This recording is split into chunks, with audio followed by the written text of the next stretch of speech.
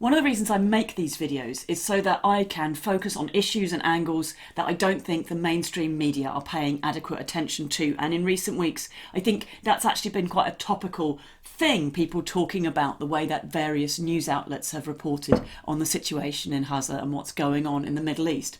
I've got a slightly different one for you though, that I saw today, and it just filled me with rage. There's a BBC news article. The title is Storm Debi, warning over gale force winds and heavy rain.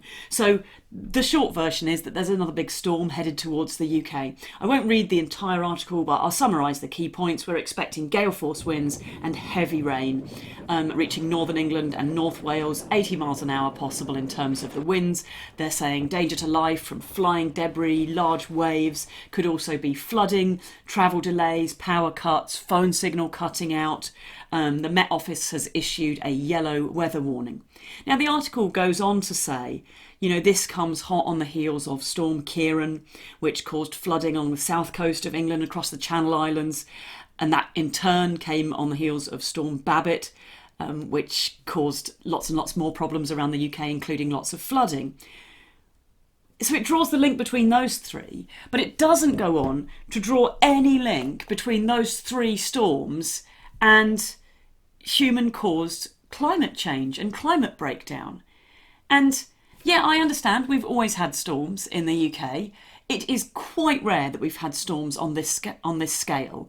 And it is simply entirely unprecedented to have had three huge storms like this come so quickly after one another and be so utterly devastating. I mean, the time from Storm Ciarán to Storm Debi is vanishingly small. They're barely different storms.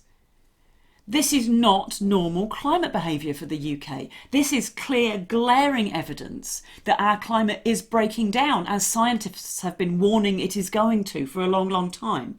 And until we start talking about the fact that these storms are not just, oh look, a lot of rain today, oh gosh, get a brolly guys, don't go out if it's windy. This is about a much, much, much bigger issue, and if the media doesn't draw that link, then it becomes increasingly difficult for people around the country to understand that that link is exactly what they're looking at day in and day out, and that it's so, so, so important to put pressure on politicians to change the way that we run our country so that we don't continue to make it worse. And while I'm on the subject, then also not talking about the fact that the Fire and Rescue Service is not paid to pull us out of floods and needs additional funding if it is going to continue to do so, especially as the number of floods goes up and up like the waters, very much through the roof.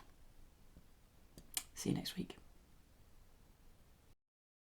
Increasingly, the mainstream media is terrible at informing the public of what is really going on.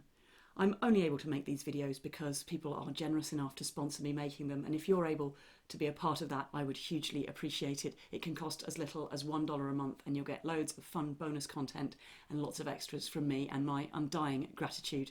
I also massively appreciate it if you're able to like, share these videos and let people out there know what's going on.